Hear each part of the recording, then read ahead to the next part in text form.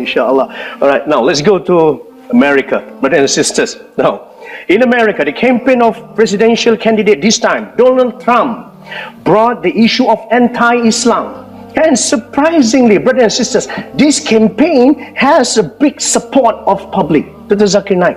So, what do you think behind this phenomenon? What does it indicate? No, I believe that we find that anything which is popular, they do have enemies. Yeah.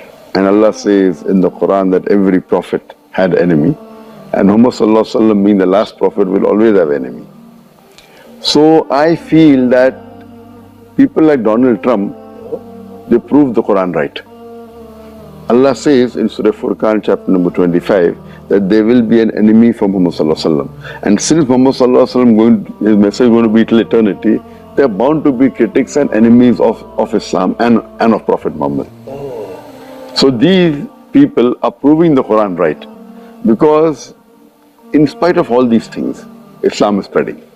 Allah says in the Quran, in Surah Imran chapter 3 verse 54, Allah says, Makaru makarallah wallahu khairul makirin. They plan and plotted, Allah to plan. Allah is the best of planner. If you see after 9/11, the media war on Islam and throughout the world, normally people should think that now Islam should perish, na'uzubillah. They cannot. But we find that more people want to know what kind of religion is this.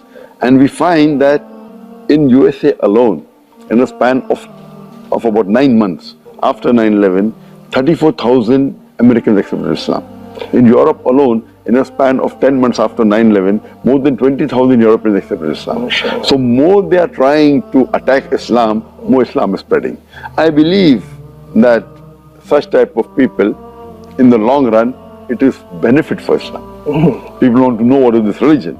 And whenever people attack Islam, and you find that in the long run, it benefits Islam. All right. That's fantastic. Now, Dr. Zakir Naik, do you agree if I say that now Muslims are caught up with efforts to restore the image due to Islamophobia campaign in the West? So because of this, they forget to promote noble values of Islam. Yes, I do agree with you. Yeah. Many a time we Muslims being emotional, we fall into the trap. For example, we know what happened in the Danish cartoons. Yeah, Danish. It is wrong what they did. We found that most of the Muslim organization, they left everything what they were doing and they were concentrating on that.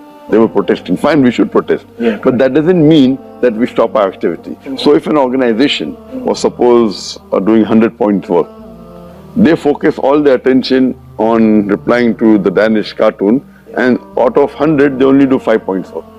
So imagine if all the organization do that, it will be a loss for the Muslim Ummah.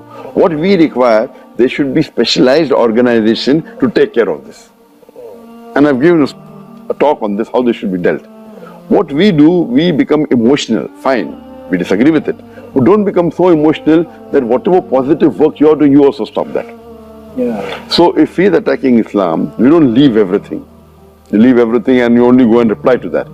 I mean, for example, as I told you earlier, that anyone, they're bound to be criticism on him. I mean, for example, if you go on the Google and if you type my name, there'll be about approximately 15 million websites which has my information. I would say approximately 50 to 20% would be against me. So when a person gets popular, there are bound to be enemies. Initially, I had a perception that when anyone gets popular, the percentage of enemy remains the same. For example, if there are 100 followers, then 1 is enemy. If you have 1,000 followers, then 10 is enemy. If you have 1,000,000 followers, then there will be 10,000 enemy. The 1% remains the same, or 2%, or 10%, what the percentage, it remains the same. But later on, I realized that it's not like that.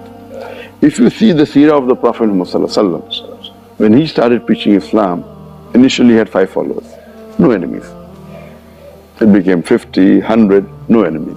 When it started increasing, then the enemy started appearing. Today, the most popular human being in the world is Muhammad. Even according to Michael H. Hart, even according to non-Muslims, the most influential human being in the world is Muhammad. Today, if you know that there are about 1.8 billion Muslims, and maybe another 100 more million maybe non-Muslims who may be liking Muhammad Sallallahu Alaihi Wasallam, you can say 2 billion Muslims who may be liking Muhammad Sallallahu Alaihi Wasallam. But those who are against Muhammad Sallallahu Alaihi Wasallam will be more than 2 billion. Yeah. So because of the popularity, then the percentage of